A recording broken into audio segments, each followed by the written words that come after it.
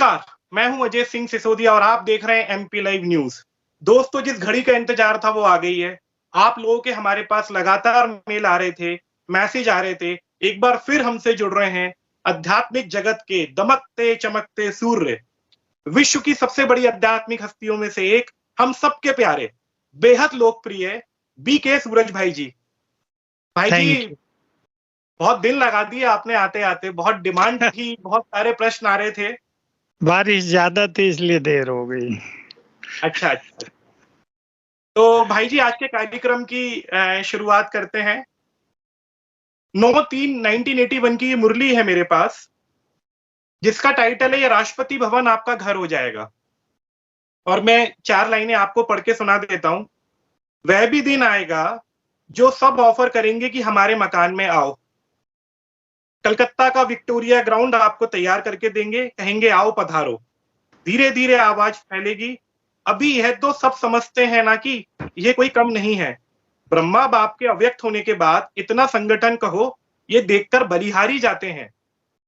अब जगह संस्था टूटती है, यहाँ बढ़ती है, ये कमाल देखते हैं। अब सबसे इंपॉर्टेंट लाइन भाई जी, सभी ने अपने अपने शुद्ध संकल्प से, सहयोग की शक्ति से, संगठन की शक्ति से सेवा की।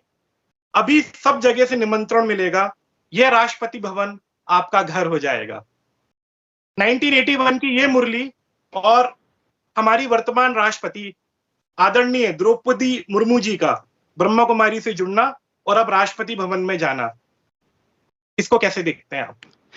देखिए, सबसे पहले तो हमें ये रहस्य जानना चाहिए कि स्वयं सृष्टि नियंता, स्वर्ग के क्रिएटर, निराकार परमपिता इस समय इस युग को बदलने का महान कार्य कर रहे हैं।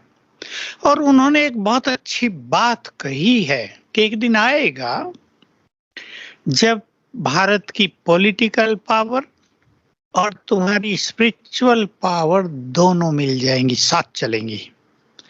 तब भारत की नीतियों को सारा संसार फॉलो करेगा, क्योंकि पॉलिटिक्स तो है ही, और कलयुग के अंत की पॉलिटिक्स थोड़ी दूसरे ढंग की तो हो गई है, लेकिन जब उसमें स्पिरिचुअलिटी का समावेश हो जाता है तो वो विश्व के कल्याण के लिए हो जाती है। आप देख रहे हैं हमारे मोदी जी विश्व के बहुत बड़े नेता बन गए हैं, उनका नाम है, लोग उन्हें सम्मान की नज़र से देखते हैं, विदेशों में भी और भारत में भी। तो मैं तो कहूँगा कि भगवान का जो ये कार्य चल रहा है इस कलयुग को सतयुग में बदलने का, जो ज्ञान उन्होंने ब्रह्मा के तन में प्रवेश करके उनके मुख के द्वारा दिया, वो सब साकार होता नजर आ रहा है।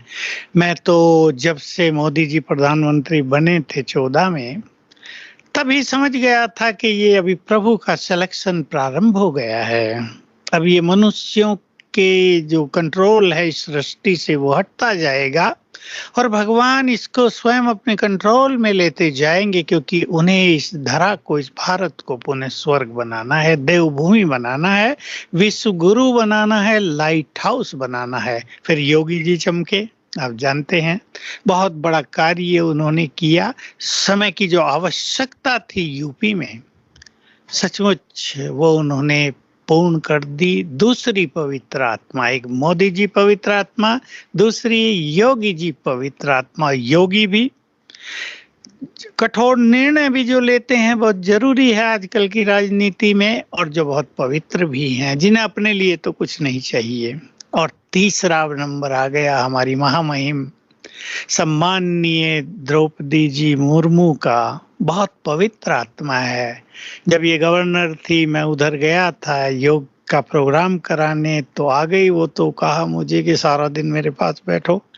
मैंने कहा मुझे तो काम भी है, वो तो बैठा लिया उन्होंने, अब जाने ही न दे।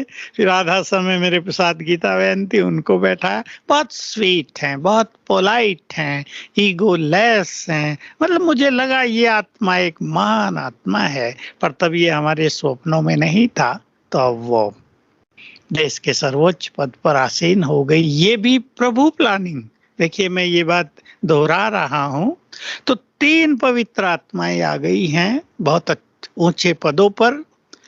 तो घर तो अपने सभी हैं, भगवान का ये संसार है, सब अपना ही है और एक महान आत्मा का राष्ट्रपति भवन में आवास हुआ है, उसके द्वारा बहुत बड़े कार्य होंगे। मैं ये सबको कहना चाहता हूँ, कोई भी पवित्र आत्मा, हालांकि वो तो बुद्धिमान भी है, पढ़ी लिखी है और अनुभवी भी बहुत है, लेकिन वैसे मैं कहता हूँ कोई भी पवित्र आत्मा किसी भी लेवल की हो, उसकी प्योरिटी, उसके वाइब्रेशंस बहुत बड़े बड़े काम करते हैं। मैं उदाहरण देता हूँ, हमारे पास कई ऐसी बहनें हैं, मैंने देखा जब टेलीफोन का जमाना था, वो हाथ वाले, तो फोन नहीं लगता, अब उन्हें दे दो लगाओ, फटाफट लगा रही है।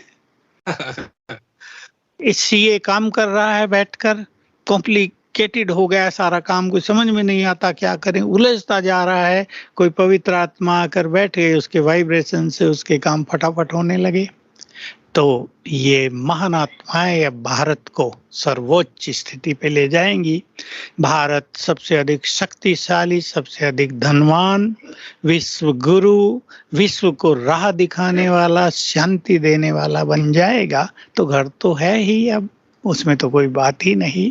शिव बाबा का झंडा तो जरूर घर घर पर लहराना ही है।